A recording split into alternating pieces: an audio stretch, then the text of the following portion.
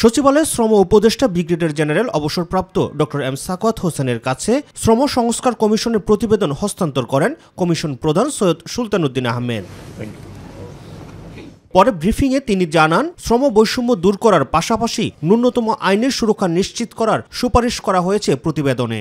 আমরা একটা দিয়েছি যে সকল শ্রমিককে জানো আইনের সুরক্ষার মধ্যে আনা হয়, ন্যূনতম আইনের সুরক্ষা। আমরা বলতেছি না যে রাতারাতি সব কিছু খোলমঞ্চে পরিবর্তন হবে, কিন্তু তার মজুরির একটা গ্যারান্টি থাকবে, তার সামাজিক নিরাপত্তার গ্যারান্টি থাকবে, তার একটা শ্রমিক হিসেবে স্বীকৃতি থাকবে, তিনি কোনো কারণে বিপদগ্রস্ত হলে তার অভিযোগ প্রতিকারের একটা ব্যবস্থা থাকবে, তিনি সংগঠিত হতে পারবেন।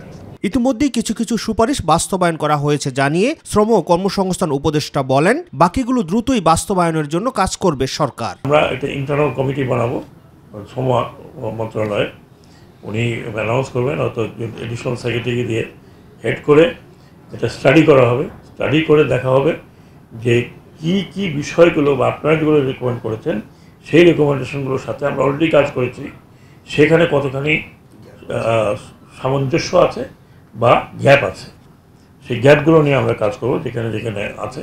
পরে শ্রম অসন্তোষ নিরসন নিয়ে আন্তঃমন্ত্রণালয় বৈঠক শেষে প্রতি মাসের 7 তারিখের মধ্যে শ্রমিকদের বেতন পরিশোধ করতে গার্মেন্টস মালিকদের প্রতি নির্দেশ দেন তিনি।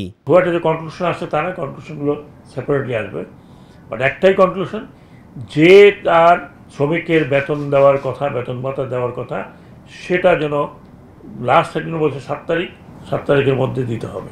That's it. Rakib Hasan, MyTV, Dhaka.